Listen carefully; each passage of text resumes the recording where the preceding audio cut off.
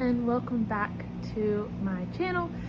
Today we're in my classroom and I just wanted to film a kind of get to know me video, talk about my teaching a little bit, and also give you a tour of my classroom, which I feel like a lot of people have enjoyed the day in the life of a teacher, and I have had some new subscribers. So for those of you that are new, my name is Allison Feltz and I am a first grade teacher, and I have a passion for reading as well as teaching. So that is a lot of what my channel is going to be about. So let's go ahead and get right into it. So I am 24 years old. I will be 25 in September. And I am with first grade, as I just said. And prior to teaching, I got my degree from East Carolina University, and I was actually a distance education student, so I never was actually in Greenville for any of my classes, so I was completely online. And because I was a TA and I was working 40 to 50 hours a week, I didn't have the flexibility to quit my job and go back to school. So the distance education for me was a really good way to get my degree while also being able to work. And online learning helped me kind of do work on my time and not, I guess, set times where I had to be in class. It was more like modules were posted and then I could review all the information and do all the assignments whenever I got ready. So I preferred an online setting, and I still was able to get close with some of the other girls that were in my cohort because I did the Partnership East, which is basically you're getting your teaching degree, but I did part-time, so I only did roughly like 8 credit hours a semester, and it took me 3 years to get my bachelor's degree, and I had my associates prior. So I did take a little bit longer to get my bachelor's degree, but I will rewind and tell a little story about how I got into teaching and why I chose teaching. So growing up, I loved babies. And so when I was looking around at different options, you know, when you get into middle school, you're trying to find yourself, and then high school, you're like, what am I going to do with my life? And so I really thought that I wanted to be a nurse. I was like, I'm compassionate, I'm caring. Sometimes I'm probably not as caring as I should be, but I was like, that'll be perfect. I'll be able to work with because I wanted to be in the NICU, which is like the neonatal intensive care unit. And I was like, I'll get to work with like the itty bitty babies and it'll be so fun. And then like my junior year of high school, my grandma broke her leg, and I ended up going to the hospital with her because it happened at our house, and they went to go put an IV in her hand and I almost passed out. That's when I decided that nursing probably was not the route that I wanted to go. And so I decided to really start pursuing different things and trying to figure out what exactly I wanted. Did I want to go into nursing? Could I get over the needles and all of that? So I ended up, once I turned 18, I started working at a daycare, and I've always loved children, so I knew that children was going to be in my story somewhere. And so I ended up at a daycare, and I was in the 1-year-old room, and I probably worked there for about a year, and I loved it. I love children. I love working with children, and so I did enjoy it, but I knew that I couldn't stay in a daycare setting and be financially stable where I wanted to be. So I ended up looking at other options, and a lady that I knew from my church became a principal at a school near me, and I was like, oh, well, I wonder if they have like TA positions, because maybe I could do that, and that'll give me like a really good glimpse into what teaching is. So I ended up getting a job as a TA when I was 18, almost 19, so I was coming in really early. And at this point, I'm getting my associates, so I'm doing all online classes as I'm getting my associates because I'm still at this point undecided. And so I get into the classroom and I work with an amazing teacher. that really has showed me the ropes and is a big part of why I'm a teacher today.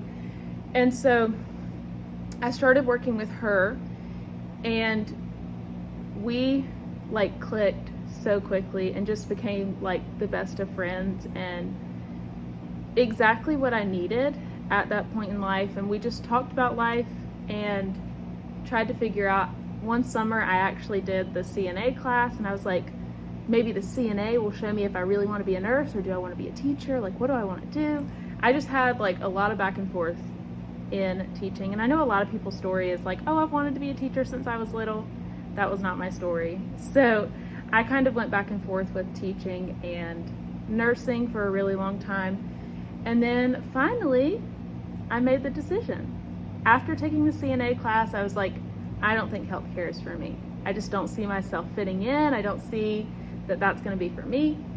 And so I finally chose teaching, and that is when I did the Partnership East through ECU and decided to do the long haul and get my teaching degree. So I took the long road.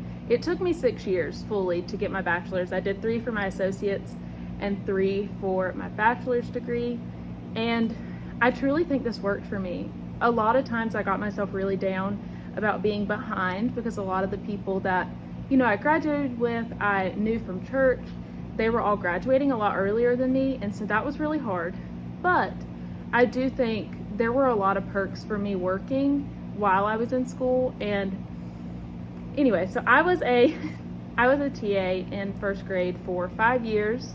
And then this is my 6th year with the county, and I am still in first grade. Last year was actually a little crazy, which I can fill you in on that.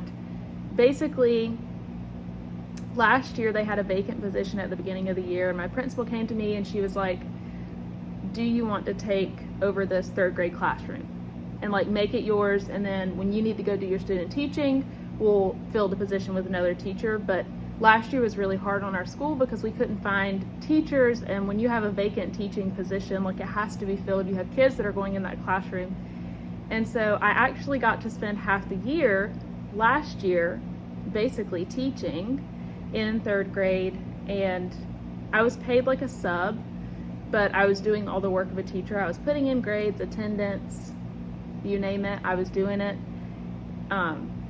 And that, I honestly count that as like my first year of teaching, because I learned so much about like the responsibility of teaching and just like the little things that you teach them at the beginning of the year and how much it impacts the rest of the year.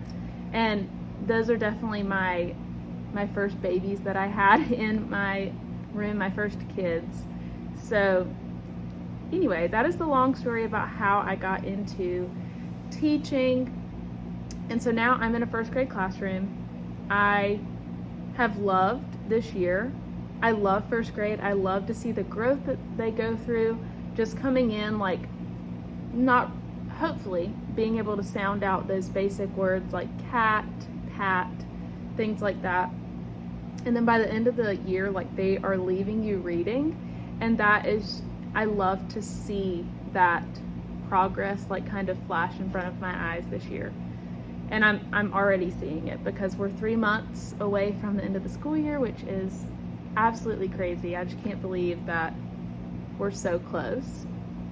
But basically my passion for kids and my passion for reading is what led me into teaching. In a side note, reading has never been my strong suit. I remember failing the EOG probably in 3rd grade. I didn't have much reading stamina, and those EOG passages are always terrible. And so I would read the questions, and then I would go back and be like, can I find this answer? But I would never read the passage, so of course I wasn't going to get these questions right. But I was trying to find a loophole into not reading all of these passages that I did not want to read. So it wasn't until high school that I really found a passion for reading. And it truly was going to the library and picking up a book that I thought I might like. And it just opened a whole new world. And like, I wish I would have had it when I was younger and like actually had a teacher that was like, hey, you can find a book that you like reading. Like, there's so many books out there, you can find one that you're going to enjoy. And so my passion for reading didn't start until probably high school. And I go through spurts where I really love reading, and then like I take like months and I'm like, I'm not really wanting to read, or just life gets busy. And so I definitely go up and down. That is my little bit of information about me. And now let's move over to the classroom tour. So here is my desk. As you can see, I have lots of post-it notes with all of the reminders that I need. My desk calendar is essential in keeping me organized. So here's what I call my teacher table. I've got my pens, my scented markers that are my favorite, and here is where I pull students when they need a little one-on-one help. It's just very convenient to have it right behind my desk. These are the carts that I use on a daily basis. This is what keeps me organized throughout the week and throughout the year with every copies and everything that I need.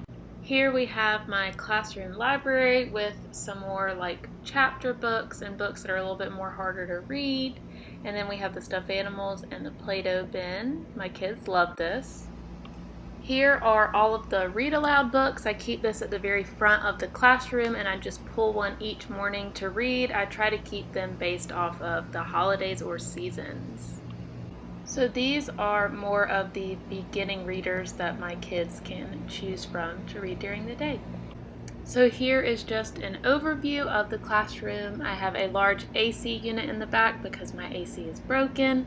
Lately, I have been loving the U shape, and my kids seem to do really well with it. Okay, so I wanted to give you a more in-depth tour of what I put in these daily bins. So I have Monday through Friday, and then I also have a bin for the following week. And what I'm going to put in here is everything that I need for that particular day. And these I could not live without, because it just helps me stay organized. I know exactly what I need is going to be in my Tuesday bin, and everything's going to be ready for Tuesday. So normally I will put all the papers in there in the order of like our schedule. And so normally I have their morning work on top, and then different things that we are going to use in reading, and then math, science and social studies. So I have it all in here, and then this way I do not have to go searching for anything. It is all right here in this bin. I do make my copies like weeks in advance, so sometimes like just having Monday through Friday is not enough. And if you saw my short little clip of each of these, I have two side by side, and then I have all of the subjects in this one. So any social studies copies, any math copies, any spelling copies, science copies, writing copies will go in that particular bin. And then I know, our next unit in writing we're doing like a personal narrative, and so I'll pull out what is in the writing bin. And so this system for me really works and keeps me very organized. And so this is what I use, and this is probably the one thing I could not do teaching without this, because it just keeps me so organized. So this is just for all those future teachers out there, a little tidbit. Anytime these carts go on sale, which they do go on sale pretty often at Michael's, buy them. And then you can make this so easily online. And yeah, it's like a must-have for teachers. So that's just a little bit about my daily bins. Okay, so down here I have all of my higher level books, and these are going to be books that are more like higher first grade, lower second grade, getting into chapter books. Something that I have noticed is that the levels that each kids are at vary so differently. And so like I have some kids that need really simple books, while other kids need something that's a little more complex. And so I have this available, and they know that, hey, you can go to this bookshelf, and then I will show you my other bookshelf. And this little bookshelf is the one that I start them off at the beginning of the year. It has more of my beginning readers, books that have like more sight words in it. These are a lot harder than the books that I have on my other shelf. So they know that if I have told them, they can come to this shelf and grab a book. Okay, so this is the bookshelf that they start out with, and it is kind of a mess because the kids have been looking at it, but as you can tell, I have a lot of these National Geographic books in here, and I really like the pre-reader ones. You can tell they don't have a lot of words in them, and I've slowly been adding different books in there that are maybe a little bit more challenging, but they're still appropriate for the kids that need this. And because I have some kids that are ready for a lot harder books, I will tell them, hey, you know, you can start reading from the bookshelf over there. So this is just like my beginning bookshelf, and they only get one book per day. And this is a little controversial, but this way they're not going back and forth over to my shelf 100 times a day, because there are a lot of kids that are going to tend to look through the pictures, not actually read the book. And one thing that we're really building in first grade is fluency. So rereading that story multiple times is really going to help them become better readers. And normally, any downtime we have, they can pull out this book and they can read. And it's just a really good way to promote some reading when there is just like buffer time in between subjects. So this is where they start.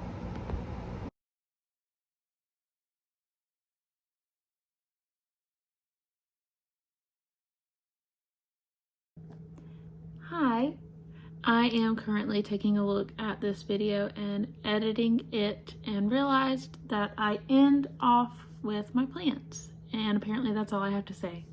So I hope you guys have enjoyed just getting to know a little bit about me, why I chose teaching, and just a little bit about how I run my classroom. And I hope you will come back for more. I am really having a lot of fun editing these videos and almost getting to have like I'm talking to a close friend about my teaching. And so I'm really enjoying making these videos. And so if you are enjoying them as well, please like this video and comment down below if you have any questions. And make sure to just subscribe to my channel because I post every Wednesday at 4. So I will see you soon. Bye.